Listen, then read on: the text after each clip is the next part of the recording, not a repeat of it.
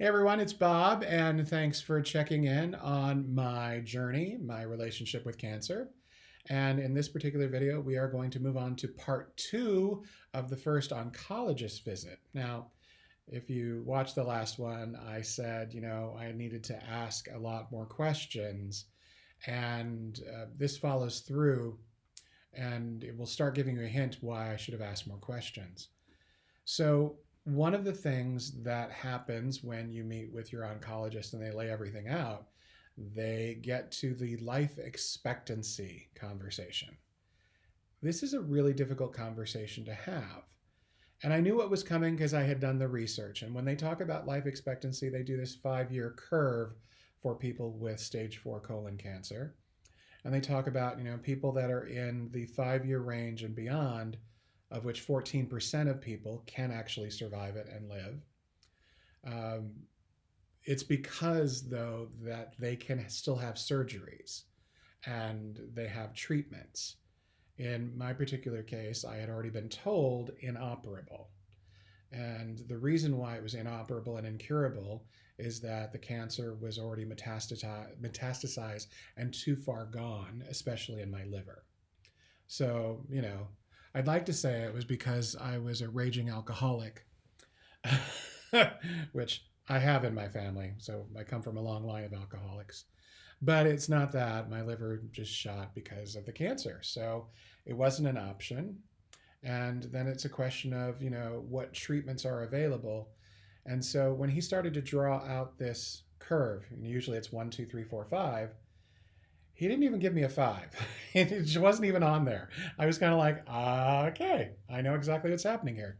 He's eliminated, and he didn't even pay attention to the 3 and 4. In fact, he came over and said, this is really what I think is going to happen. And he drew a little line between 1 and 2. And he said, if you do chemotherapy, and the chemo goes well, and you take chemo every 2 weeks with no stop for the rest of your life, you should get an extra 1 to 2 years. There's a lot of ifs in that. And that means that the chemo has to go well, and the body takes it, and it actually kills the cancer enough to stave off progression. And there was a lot of ifs there. And at this point, I'm like, I'm in the middle of a flippin' soap opera. I just feel like it's a telenovela, and I've been slapped in the face. And I felt more actually like I was in the middle of Les Miserables, which, by the way, is my tied number one all-time favorite musical. I've seen it 8 times.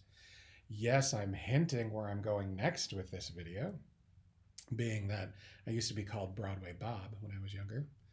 But this soap opera mentality is a bit hard to deal with. And what's happening is your emotions are riding the roller coaster. And when we think about the Kubler-Ross grieving cycle, and we think about shock and denial and anger and bargaining, these things are almost happening simultaneously in rapid succession. Oh, no, but no, yes, hey, just boom, boom, boom, boom, boom. It's really, it's just like a soap opera. Very dramatic, very fast, very emotional.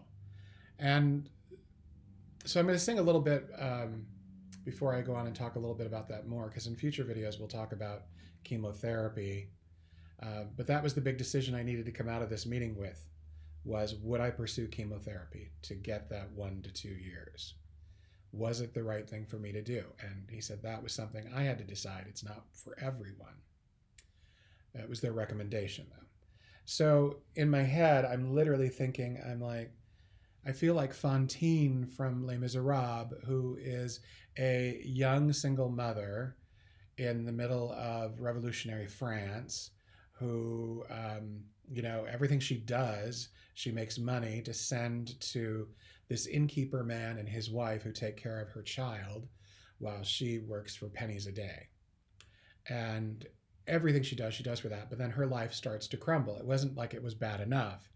Then everything else kept going wrong. And she sings this song near the beginning of the show as she's introduced to the main character just a little bit later with Jean Valjean, because that's kind of where her life is going to end and his truly begins.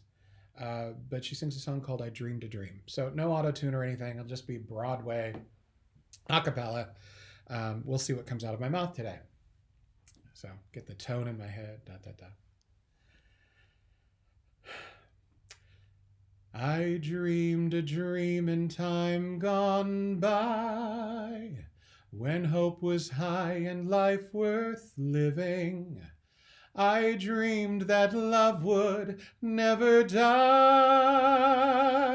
I dreamed that God would be forgiving.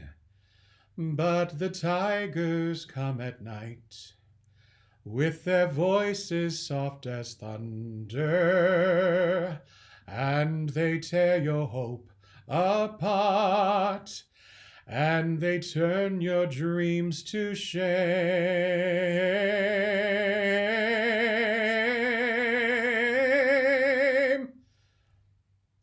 And still I dream he'll come to me, and we will live the years together. But there are dreams that cannot be, and there are storms we cannot weather. I had a dream my life would be so different from this hell I'm living, so different now than what it seemed.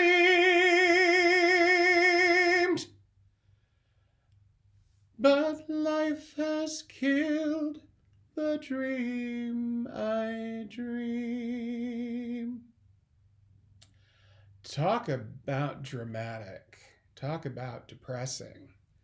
And sadly, shortly after that, she gets thrown out of her workplace, loses her job. Now she has no money. Then she has to turn to the street. She sells her hair, everything else. She ends up getting ill, and having met Jean Valjean, she then finds a way to convince him to take care of her daughter, and he takes her under his wing as his daughter and his ward, and of course she dies. Happy thoughts. So I really encourage you to see the musical.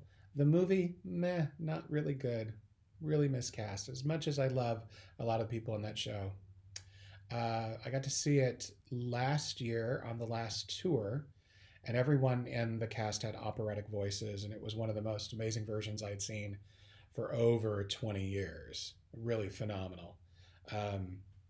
So yeah, that's the thing. Your emotions are going to take a roller coaster. You're going to live a soap opera in that hour to 90 minutes. Mine was close to 90 minutes because I asked a lot of questions, and I probably needed another 90 minutes. My decision coming out of that meeting was to do chemo. We did a lot of talking, we did a lot of debating, and we thought, you got to try it. Because if you don't try it, you never know. And that's true of the work we do, right? I've always taught that. The worst that can happen is you fail. And hopefully we fail fast and we fail safe. And so we went into it with a good attitude, scared the crap out of me, of course, that I was going to do this to my body, because I already knew what was coming for the most part. I just didn't know how much would be coming my way. But that's a video, a different video. So all I can tell you at this stage, if you go with someone or you have to go through this, be prepared for the telenovela. It's going to feel like that. Your emotions are going to run rampant, and be prepared to ask a lot more questions. Don't back off. That's their job. That's what they get paid to do. All right? We'll talk to you guys later. And I can't promise I won't do more dramatic songs like that. There's a good chance I will. I won't go through the entire Les Miserables album, though. But I know there's 2 more I'd like to do, just not anytime soon.